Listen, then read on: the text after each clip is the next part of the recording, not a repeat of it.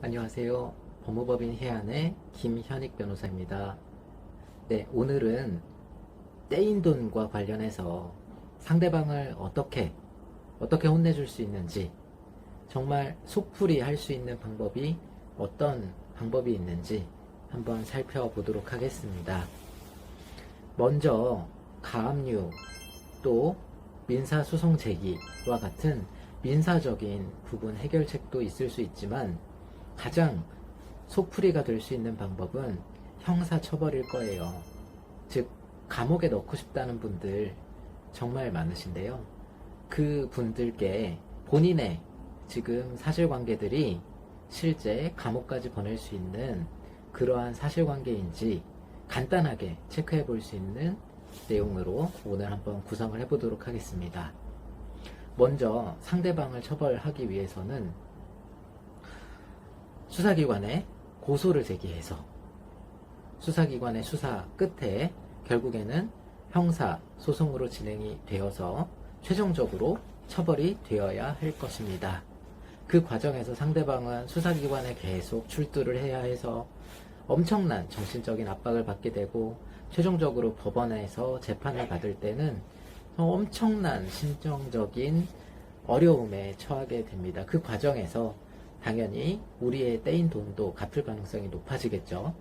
그리고 그러한 과정을 지켜보시면서 돈을 빌려주신 분들 같은 경우에 굉장히 통쾌하시는 분들도 많이 계십니다. 자, 우리 사건 과연 처벌될 수 있는 사건인지 상대방이 한번 살펴보도록 할 텐데요.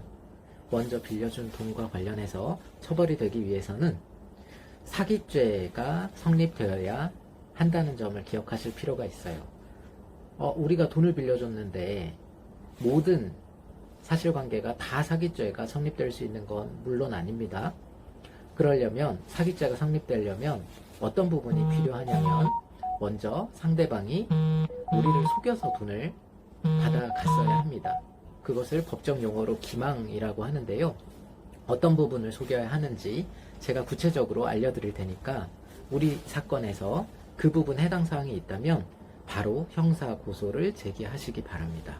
첫 번째, 변제의 능력을 속였어야 해요. 즉 상대방이 우리로부터 돈을 받아갈 때 우리를 속여야 하는데 어떤 부분? 변제 능력.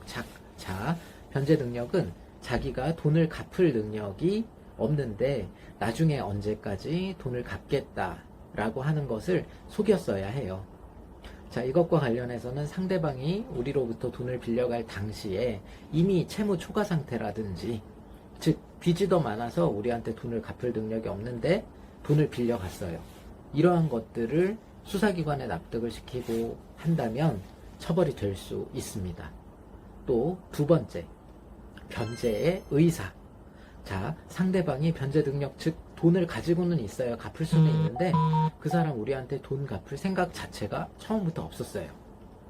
자, 이런 부분 관련해서는 보통 어떤 회사 자금이라고 해서 돈을 빌렸는데 그 회사가 실존하지 않는 회사였다든지 이러한 부분들을 입증을 한다면 그 사람 변제 의사가 있었다고 보기 당연히 힘들죠. 그 부분이 입증이 되면 그 사람은 사기죄로 처벌이 되어서 결국에 감옥에 갈 가능성이 높아집니다.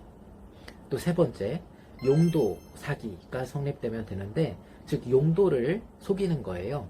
즉 이 돈은 어디에 쓰겠다라고 용도를 명시하고 돈을 빌려갔는데 그 용도하고 다른 용도에 돈을 사용하게 된다면 그 자체만으로도 사기죄가 성립되어서 처벌될 가능성이 높아집니다. 네, 우리가 돈을 빌려줄 당시, 돈을 교부할 당시의 정황을 고려를 해야 되는데 그 당시에 이러한 세 가지 점들이 보여진다면 상대방을 처벌시킬 가능성이 높아지니까 이러한 부분들을 고려하셔서 형사 고소를 진행하시기 바랍니다. 네.